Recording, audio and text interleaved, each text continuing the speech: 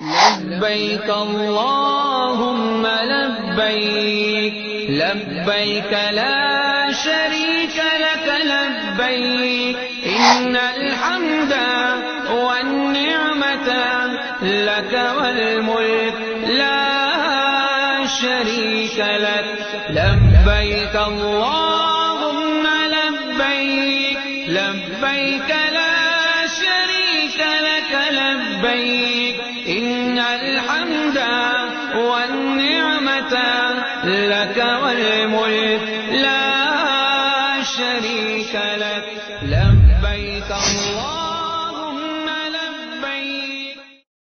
بسم الله الرحمن الرحيم. قال الله تعالى وَأَتِمُّ الْحَجَّ وَالْعُمْرَةَ لِلَّهِ صدق اللہ العظیم. حج اور عمرے کی نیت سے مبارک سفر کرنے والوں کو یہ سفر مبارک ہو. اللہ تبارک و تعالی اس سفر کی برکت سے ان کی زندگی کے سارے گناہوں کو معاف فرمائے اور آئندہ زندگی میں انہیں گناہوں سے بچنے کی توفیق عطا فرمائے. حج کا سفر ایک انتہائی مبارک سفر ہے اور اس سفر کے لیے ضروری ہے کہ ہم چند ایک ہدایات کے اوپر عمل کریں. ناظرین محترم، ایک چیز کو ذہن میں رکھیے کہ اللہ تبارک و تعالی کی جتنی بھی عبادات ہیں ان عبادات میں نیت کا خالص ہونا ضروری ہے. کوئی بھی عمل اللہ تبارک و تعالی کے ہاں بغیر اچھی نیت کے مقبول نہیں ہے. اللہ کے رسول صلی اللہ علیہ وسلم کا فرمان جسے سیدنا عمر رضی اللہ تعالی عنہ نے نقل کیا ہے، انما الاعمال بالنیات، اعمال کا دار و مدار نیت پر ہے. نیت اچھی ہے اللہ تعالیٰ کے ہاں اجر و ثواب ملے گا، اور نیت اچھی نہیں ہے بسا اوقات انسان کی عبادات صرف ضائع نہیں ہوتی بلکہ وہ عبادات گناہوں میں تبدیل ہو جاتی ہیں. جیسا کہ اللہ کے رسول صلی اللہ علیہ وسلم کی ایک حدیث میں ہے، من صلی یرایا فقد اشرک، جس نے دکھلاوے کی نماز پڑھی اس نے شرک کیا. نماز پڑھنا کتنی بڑی عبادت ہے، مگر یہ عبادت بندے کے لیے وبال جان بن گئی، وبال ایمان بن گئی کہ انسان نماز پڑھ کے بھی مشرک ہو گیا. تو اس لیے حج اور عمرے پہ تشریف لائے ہوئے تمام لوگ وہ اپنی نیتوں کو خالص کریں کہ یہ حج یا عمرہ ہم نے خالصتاً اللہ تبارک و تعالیٰ کی رضا کے لیے کرنا ہے. ہمارا مقصد یہ نہیں ہونا چاہیے کہ ہم معاشرے میں حاجی کہلائیں، لوگ ہمیں عبادت گزار اور حاجی کے لقب سے یاد کریں، بلکہ ہمارا مقصد یہ ہونا چاہیے کہ ہمارا اللہ ہم سے راضی ہو جائے. کیا آپ جانتے ہیں کہ حج کتنی بڑی عبادت ہے؟ اللہ کے رسول صلی اللہ علیہ وسلم کا ارشاد ہے کہ حج مبرور لیس جزاؤہ الا الجنہ، حج مبرور کی جزا سوائے جنت کے کچھ اور ہو ہی نہیں سکتی. اللہ کے رسول صلی اللہ علیہ وسلم نے دوسری جگہ پر یہ ارشاد فرمایا کہ حاجی آدمی جب حج کر کے جاتا ہے وہ ایسا ہوتا ہے گویا آج ہی اپنی ماں کی گود سے پیدا ہوا. جیسا ایک نومولود اپنی ماں کی گود میں بغیر گناہوں کے ہوتا ہے، حاجی حج کرنے کے بعد اس طرح ہو جاتا ہے.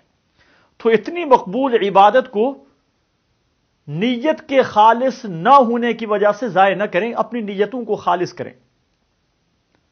قرآن مجید میں حضرت ابراہیم علیہ السلام کی ایک دعا مذکور ہے، انی وجہت وجہی للذی فطر السماوات والارض حنیفا وما انا من المشرکین. اور دوسری جگہ پہ قل ان صلاتی ونسکی ومحیای ومماتی للہ رب العالمین. اے پیغمبر صلی اللہ علیہ وسلم فرما دیجئے کہ بے شک ان صلاتی میری نماز، ونسکی اور میری قربانی، ومحیای اور میرا زندہ رہنا، ومماتی اور میرا مر جانا، للہ رب العالمین خالصتاً اللہ تبارک و تعالیٰ کے لیے. اس لیے محترم حج اور عمرہ پہ تشریف لائے ہوئے خواتین و حضرات اپنی نیتوں کو خالصتاً اللہ تبارک و تعالیٰ کے لیے خاص کر دیں کہ ہمارا حج، ہمارا عمرہ، ہمارا طواف، ہماری سعی اور ہمارے حج کی تمام مشقتیں صرف خالصتاً اللہ تبارک و تعالیٰ کی عبادت کے لیے، اللہ کی رضا کے لیے۔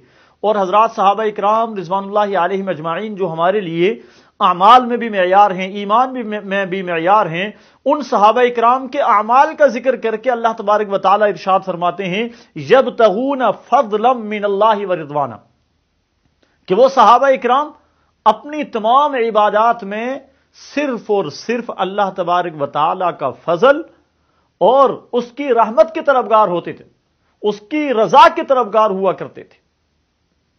تو اللہ تبارک و تعالی ہمارا خالق ہے، یہ حج، یہ عمرہ اسی کی عبادات ہیں، نماز روزہ اسی کی عبادات میں سے ایک عبادت ہے۔ اس لیے سب سے پہلے ہم جب حج کا ارادہ کریں تو حج کے ارادے میں اپنی نیت کو خالص کریں کہ ہم نے حج صرف اور صرف اللہ تبارک و تعالی کی ذات کے لیے کرنا ہے۔ اس میں ذہنی طور پہ صاف شفاف ہو کر آئیں، آئینے کی طرح۔ اس لیے قطعاً حج نہ کریں کہ آپ کو حاجی کہا جائے گا یا لوگ آپ کو نیک کہیں گے، حاجی کہلائے جائیں گے، آپ نیک کہلائے جائیں گے، لیکن اگر نیت خالص ہوئی تو اللہ تبارک و تعالیٰ کے مقبول بندوں میں آپ کا شمار ہوگا اور آپ کا حج مبرور ہوگا۔ اللہ تبارک و تعالیٰ آپ کے اس عظیم سفر کو اپنی بارگاہ میں قبول فرمائے۔